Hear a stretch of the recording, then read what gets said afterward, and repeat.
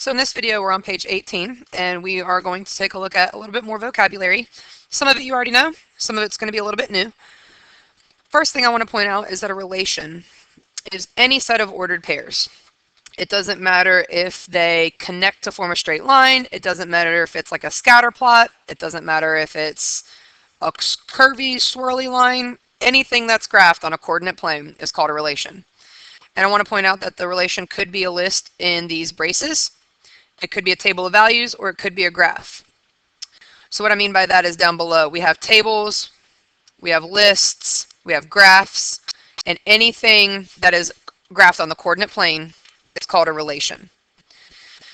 Now, a function is a special type of relation where each input has one unique output. And everything that we've looked at so far this school year are functions.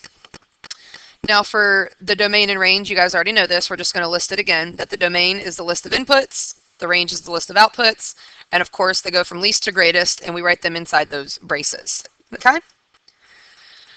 All right, so now what we're going to do is we're going to take a look at the first table of values. And if we use the linear equation, 2x plus 1, and we input a 4. 2 times 4 is 8 plus 1. The output would be 9. So now let's look at this table of values and see if we can spot what's wrong. So we've got a table of values that represents 2x plus 1. And you can see here if we plug in a 0, 2 times 0 is 0, plus 1 would be a 1. It checks out. 2 times 2 is 4, plus 1 is 5. It checks out. Now right here, if we plug in a 4, we're supposed to get a 9. And this says if we plug in a 4, we'd also get a 7. That's how you can know it's not a function. Something's not working out here. Something's not right. So a table does not represent a function if an x value repeats. So right here, y'all, this is not a function. Remember, up top, we have that a function says that each input has one unique output. So this input of 4 does not have one unique output. In fact, this input of 4, it's suggesting would have 2 outputs. And it's like, okay, that doesn't make any sense because in an equation, if you plug in a 4, and you double it and you add 1, you're supposed to get a 9. So like this shouldn't happen. Now I can still plot that on a coordinate plane. Don't get me wrong, okay? I could still plot this relation on a coordinate plane and say, okay, here's my x and y axis. I can move 0, 1, over 2, up 5.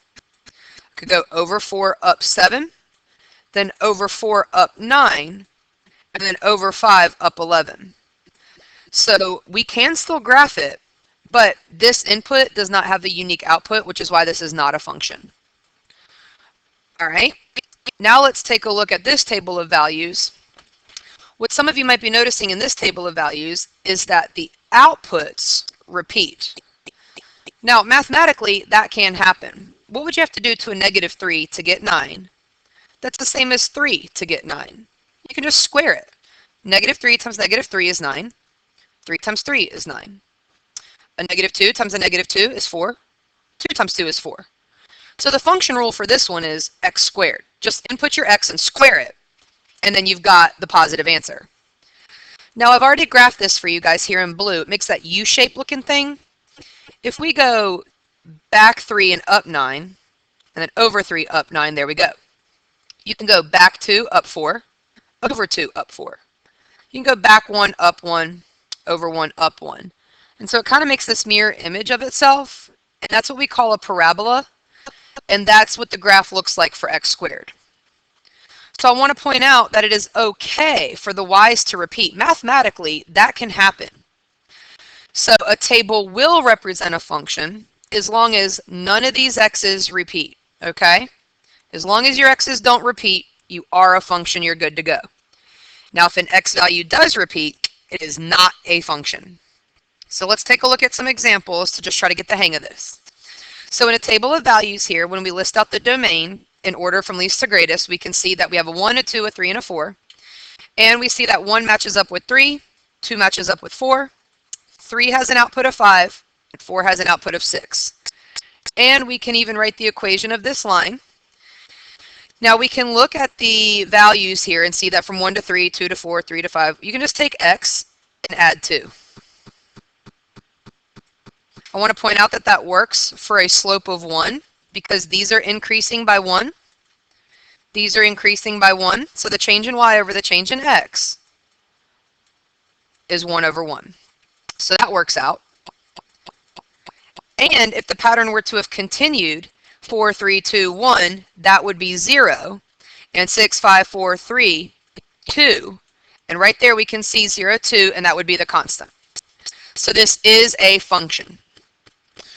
Now, if it's in these circles with something called a mapping, like it's mapped out for you, -1 matched up with 0, 2 matched up with 4, 5 matched up with 8, and 8 here has an output of 12. Now, these do go up by 3 every time, so we can see the change in x's is +3.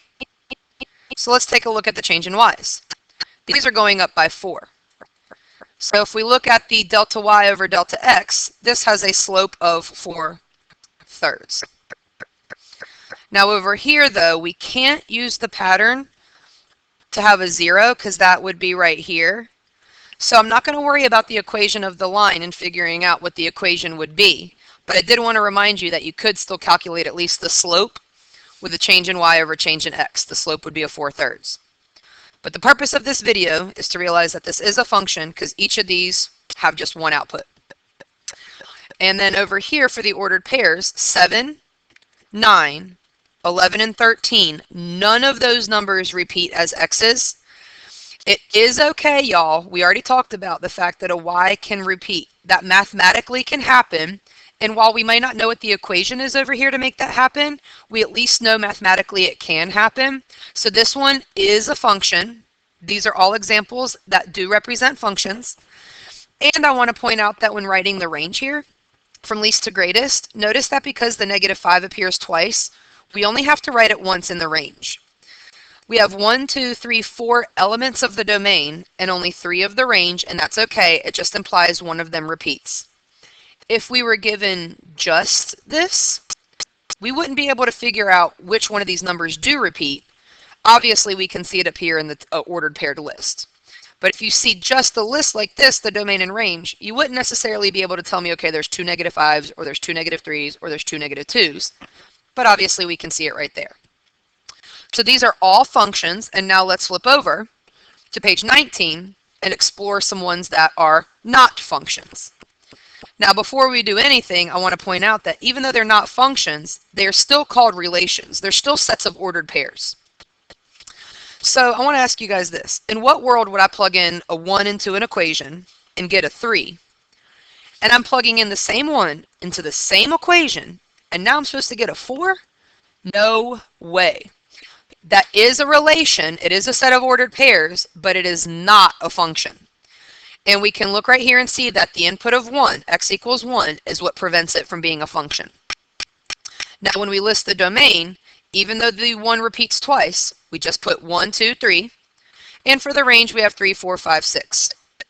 So if the domain has one less number than the range, that implies that there's more than one of these numbers, so an x would repeat, and it's not a function. All right, let's take a look at the next example. This is saying 8, 3, 9, 4. But if you plug in a 10, you're going to get a 5, and then you're plugging in the same 10 into the same equation, and you're supposed to get a 6? No way. So that can't happen. And we can see that x equals 10 would be the input that prevents it from being a function. Now the same thing happens down here. Notice we have only 3 elements in my domain, and we have 1, 2, 3, 4 elements in the range. So once again, not a function. When looking at a list of ordered pairs, you have a -4, a 1, a 3, and a -4. And boom, right there, we have the x repeating. That can't happen. It doesn't make sense to input a -4 and say, okay, now I'm going to get a 3. Then you're plugging in the same -4 into the same equation, and now it's supposed to be a 6? No way. So these are all not functions. Now we have here, finally, we can kind of see it all on the coordinate plane. For the first one here, we just have a line that has a negative slope. This one has no slope, and this one is a parabola. And we have this thing out there that's called the vertical line test that allows us to see if you draw a line, it only hit once.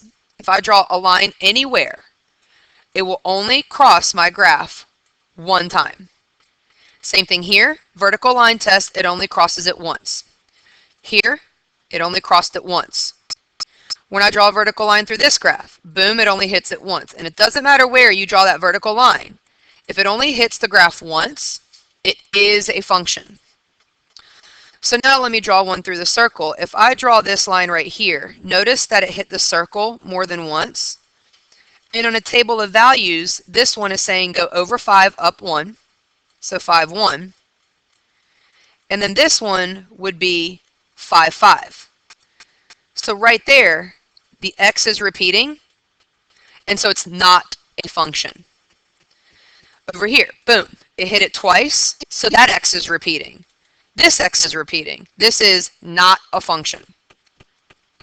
And over here, this is the equation for x equals negative 1, 2, 3, 4, 5, which means in a table of values, all of them would say negative 5, which is the ultimate fail of the vertical line test. X cannot repeat, and here it's obviously just negative 5, negative 5, negative 5, negative 5. So this is the ultimate fail of the vertical line test. So all that vertical line test does, y'all, is it allows you to determine whether or not the graph is a function, okay? And real quick, I'm actually going to go back to this very first one that we did. If I have the vertical line test, right here, it only hits through one point. Right here, it only hits through one point. But right here, it hits through two of the points, and that was the 4, 7 and the 4, 9. So right there, you would see that if it was on a graph, it fails the vertical line test. It just failed it. So this is not a function. All right? Now what I want you to do is just pause the video, and down below, there's a couple of questions, some true-false questions. Just take a look at the true-false questions, and first here, I got you actually. Here's one last definition. A relation is a function when. So any set of ordered pairs is this special thing when each input x has one unique output y. So we can call a relation a function if and only if each input has one unique output y. Now is when I wanted you to just take a look at the true-false questions and just try them on your own. And then when you hit play, I can reveal the answers and go over them. All right, so would any set of ordered pairs be considered a function? Nope. Right here, this is a bunch of ordered pairs and they form a circle. So it is a relation, but it failed the vertical line test, so it's not a function. Now, are these special things that pass the vertical line test still considered sets of ordered pairs on the coordinate plane? Yes. So all functions are also called relations on the coordinate plane. And now to practice this, you're going to take a look at page 20 and 21. That concludes this video. Thank you.